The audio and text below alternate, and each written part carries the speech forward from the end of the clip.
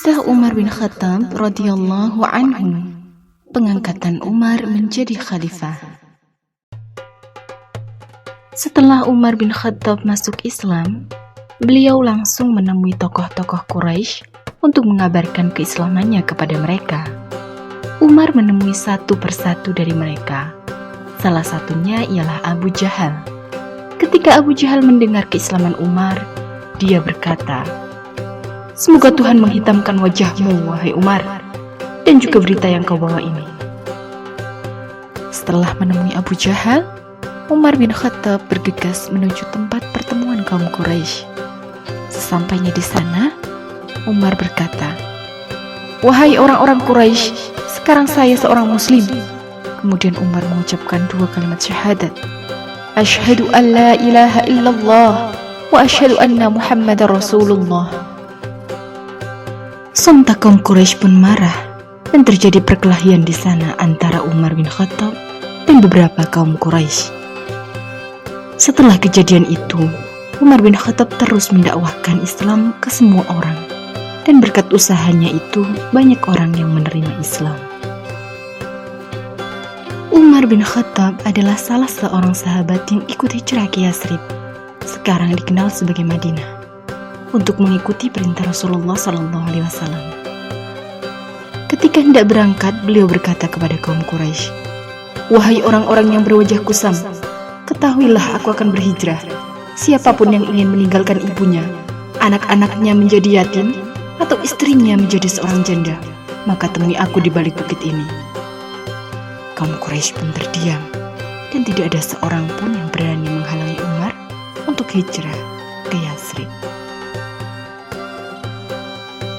Umar bin Khattab merupakan sosok pemberani dan terdepan dalam membela agama Allah. Hal tersebut dibuktikannya dengan keikutsertaannya dalam setiap peperangan melawan kaum musyrikin bersama Rasulullah SAW. Sampai pada suatu masa, Rasulullah SAW wafat, dan dipilihlah Abu Bakar As-Siddiq sebagai khalifah kaum muslimin. Semasa kekhalifahan Abu Bakar, Umar terus memberikan kontribusi besar untuk Islam.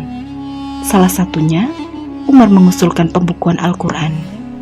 Hal tersebut dikarenakan kekhawatiran beliau atas banyaknya penghafal Al-Quran yang syahid di medan perang. Ketika Khalifah Abu Bakar jatuh sakit dan merasa hidupnya tidak akan lama lagi, beliau memanggil para sahabat untuk bermusyawarah mencari pengganti beliau sebagai khalifah. Para sahabat pun berat memilih siapa yang pantas menjadi khalifah sepeninggal Abu Bakar As-Siddiq. Mereka pun kembali menghadap Khalifah Abu Bakar dan menyerahkan sepenuhnya pilihan kepada beliau. Dengan pertimbangan yang matang, Abu Bakar pun memilih dan mengangkat Umar ibnul Khattab sebagai penggantinya ketika beliau telah wafat. Abu Bakar berkata, "Sesungguhnya aku menggantikan pimpinan kalian itu kepada Umar ibnul Khattab. Maka dengar dan taatilah dia. Aku tidak memilihnya berdasarkan hawa nafsuku. Aku memilihnya karena Allah dan Rasulnya, dan untuk kebaikan umat muslim. Jika dia berbuat adil, maka itu adalah prasangka baikku. Jika tidak, maka setiap orang akan menanggung dosa perbuatannya. Hanya kebaikan yang aku harapkan dari dia, dan aku tidak mengetahui perkara gaib. Dan akan diketahui siapa yang berbuat zalim nanti di hari bumi dibolak-balikan. Wassalamualaikum warahmatullahi wabarakatuh." Itulah sepenggal surat pengangkatan Umar oleh Abu Bakar. Sepeninggal Abu Bakar As-Siddiq, Umar bin Khattab menyampaikan pidato kenegaraan di hadapan kaum muslimin. Sayyidina Umar mengawali pidatonya dengan mengucapkan hamdalah, salawat, dan memaparkan beberapa jasa Sayyidina Abu Bakar. Setelah itu, dia baru menyampaikan pidato intinya. Beliau berkata, "Saudara-saudara, aku hanya salah seorang dari kalian. Kalau tidak karena segan menolak tawaran Khalifah Rasulullah Abu Bakar As-Siddiq, aku pun enggan untuk memikul tanggung jawab ini. Allahumma ya Allah, aku ini sungguh keras, kasar, maka lunakkanlah hatiku. Allahumma ya Allah, aku sangat lemah, maka berikanlah kekuatan. Allahumma ya Allah, aku ini kikir, jadikanlah aku orang yang dermawan bermurah hati." Tiba-tiba Umar bin Khattab berhenti sejenak, Setelah orang-orang lebih tenang, beliau melanjutkan pidatonya.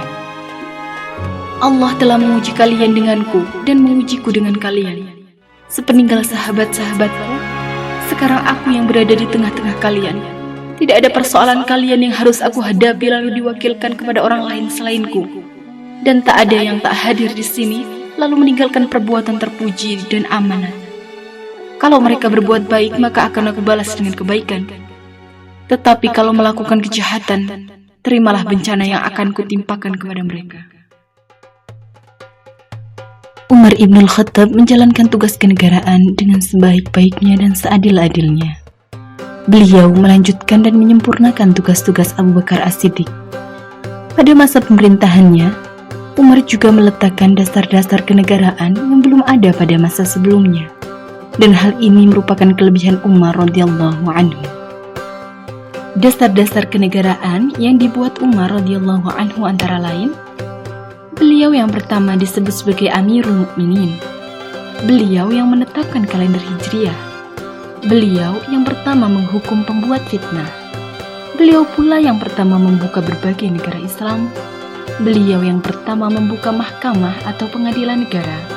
Dan beliau pula yang pertama mengangkat hakim di berbagai belahan negeri. Umar radhiyallahu anhu sejatinya merupakan orang dengan pribadi yang mulia. Ketika masa jahiliyah, Umar Ibn Khattab adalah orang yang tegas dan disegani. Setelah masuk Islam, sifat itu lebih sempurna lagi. Beliau menjadi orang yang tetap tegas dan disegani, baik oleh muslimin maupun musyrikin.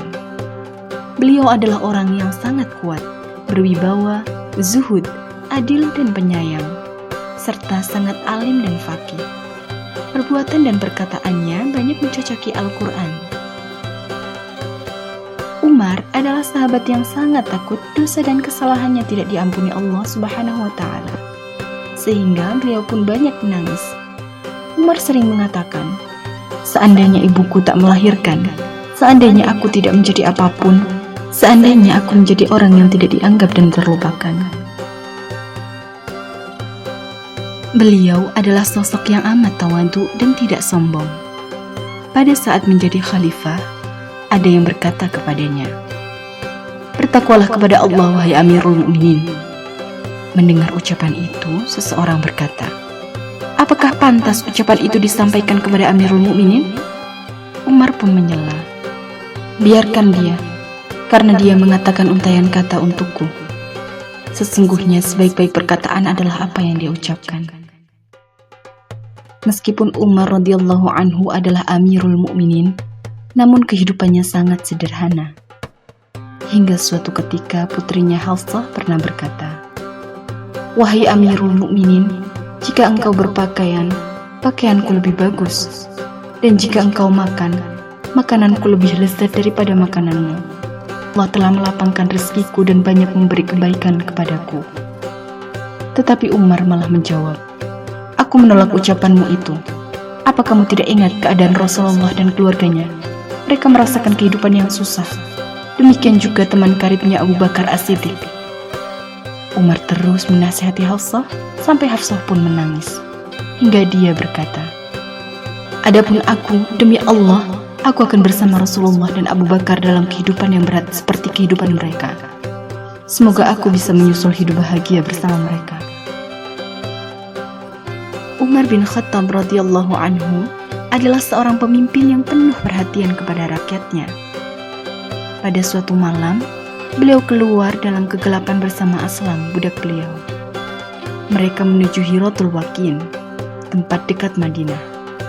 Ketika di suatu gunung, mereka melihat api yang menyala. Maka Al-Faruq berkata, "Wahai Aslam, sesungguhnya di sana ada kafilah yang diterpa malam yang dingin. Mari kita pergi ke sana." Mereka pun berjalan cepat menuju api tersebut. Ketika sampai, mereka melihat perempuan bersama anak-anaknya menunggu panci yang ditaruh di atas api. Sementara anak-anaknya menangis karena menahan lapar yang sangat. Umar dan Aslam pun berjalan cepat menuju gudang penyimpanan tepung, dan Umar mengeluarkan sekantong tepung dan lemak. Umar berkata, "Angkat semua ini agar aku bisa membawanya." Aslam menjawab, biarkanlah aku yang mengangkatnya, wahai Amirul Mukminin. Namun Umar menjawab, apakah engkau yang akan menanggung dosaku pada hari kiamat? Maka Aslam pun mengangkat tepung itu di pundak Umar. Kemudian mereka menuju tempat wanita tadi dengan cepat. Umar segera meletakkan tepung tersebut dan beliau pun mulai meniup kayu dan memasaknya. Setelah tepung matang, panci diturunkan dan beliau pun berkata, berikan kepadaku piring. Maka wanita itu memberikan piring besar. Umar menuangkan masakan itu dan berkata kepada wanita tadi, biarkan anak-anakmu makan, aku yang akan menuangkannya. Begitu seterusnya sampai anak-anak itu kenyang. Begitulah pribadi yang senantiasa menjalankan Al-Quran dan As-Sunnah. Jiwanya senantiasa mengingat dan takut kepada Rabb-Nya. Kekuasaan yang dimilikinya tidaklah dapat membuatnya menjadi seorang yang sewenang-wenang, tamak, dan terlampau mencintai dunia. Bahkan kehidupannya sangat sederhana, sebab ia senantiasa mendahulukan rakyatnya. Beliau juga pemimpin yang adil dan bijaksana. Semoga kita bisa mentauladani beliau, Umar bin Khattab radhiyallahu anhu.